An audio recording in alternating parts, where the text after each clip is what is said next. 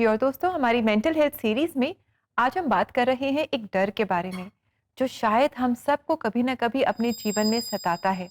और ये डर है हमारे भविष्य को लेकर। हम सोचते हैं कि कल क्या होगा, कल क्या नहीं होगा। बहुत कुछ हम सोचते हैं और घबराते हैं कल को लेकर। बिल्कुल। Rebecca, that is so true. मैं अक्सर जब लोगों से बात करता हूँ या जब भी थोड़ी बहुत काउंसलिंग करता हूँ, तो मैं ये देखता हूँ कि एक चीज़ जो लोगों को खाई जाती है, वो है कि कल क्या होने वाला है। कल किसी ने नहीं देखा है, लेकिन बहुत सारा इनसिक्योरिटी, बहुत सारा डर हमारे अंदर आ जाता है, जिस वजह से यीशु मसीह ने भी अपने शिष्यों से कहा कि तुम क्यों डरते हो? तुम क्यों फ़िक्र करते हो? परमेश्वर है जो तुम्हारी देखभाल करेगा। तो दोस्तों, परमेश्वर नहीं चाहता कि हम इर्रेशनल बोझ लेकर चले, ऐसा ऐसा मानसिक दबाव हम लेकर चले, क्योंकि कल किसी ने नहीं देखा है, लेकिन हम जानते हैं कि कल हमारा परमेश्वर के हाथ है। दोस्तों, आज हम बात कर रहे हैं भविष्य को लेकर। हम सब कहीं ना कहीं भविष्य को लेकर चिंतित होते हैं, सच है कि नहीं? हाल ही में मेरी बात हो रही थी एक एडवर्टाइजर से, और वो कह रहे थे कि एडवर्टाइजिंग में एक एक चीज़ है जो हमेशा काम कर जाता है, हमेशा, और वो है डर।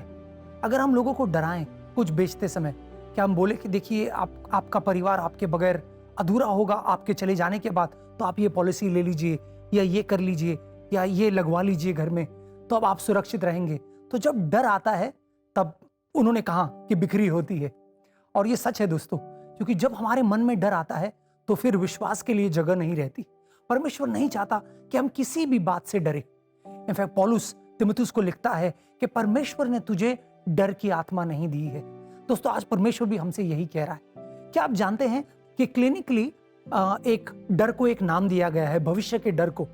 उसे क्रोनोफोबिया कहते हैं। इसका मतलब है भविष्य को लेकर डरना। और दोस्तों, परमेश्वर नहीं चाहता कि हम क्रोनोफोबिया के शिकार हो, क्योंकि जब हम डरते हैं भविष्य को लेकर, तब हमें मानसिक रूप में तनाव महसूस होता है। हम सही तरह से सोच नहीं पाते, हम हर कदम फूक फूक कर उठाते हैं। और प्रभु ये नहीं चाहता दोस्तों।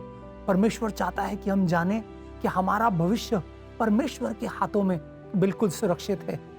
हग्गाई का किताब जो है, ये बहुत ही खूबसूरत किताब है। सिर्फ 2 अध्यायों का किताब है, लेकिन सामर्थी है। उसका एक वचन मैं आपको प्रोत्साहन के रूप में पढ़ना चाहता हूँ। हग्गाई का 2 अध्याय 19वां वचन। आइए देखते हैं ये वचन क्या कहता है। हग्गाई चैप्टर 2 वर्स 19। हग्गाई का 2 अध्याय 19वां वचन कहता है, क्या अभी भी कोई बीज खलियान में बचा है? अब तक अंगूर की लता, अंजीर के पेड़, अनार के पेड़ और जैतून के पेड़ में कोई फल नहीं लगा है, पर आज से मैं तुम्हें आशीष दूंगा। आज से मैं तुम्हें आशीष दूंगा। दोस्तों, परमेश्वर हमसे ये कह रहा है, खूबसूरत वचन है ना, कि आज से परमेश्वर हमें आशीष देने का वादा करता है। तो दोस्तों, परमेश्वर के वादों को थामे, परमेश्वर के प्रतिज्ञाओं पर यकीन करें और कल की चिंता बिल्कुल ना करें।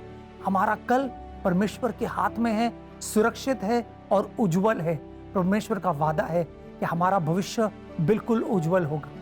जी बिल्कुल दोस्तों, जैसे राहुल ने हमें इंकरेज किया कि हम परमेश्वर के वादों को थामें।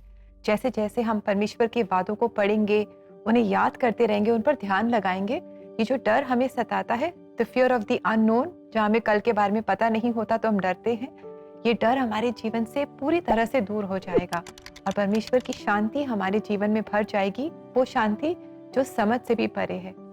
तो आइए दोस्तों, हम मिलकर प्रार्थना करें, अपने भविष्य को परमेश्वर के हाथों में सौंप दें। और हम आपके साथ आप मिलकर प्रार्थना करना चाहेंगे, प्रार्थना में आपकी सहायता करना चाहेंगे। हमारा प्रेयर लाइन नंबर है 99 10 40 10 10। हमें आपकी कॉल्स का इंतजार रहेगा। साथ ही दोस्तों, अगर आप काउंसलिंग के लिए फ्री काउंसलिंग स्लॉट बुक करना चाहते हैं तो आप हमारी वेबसाइट को विजिट करें।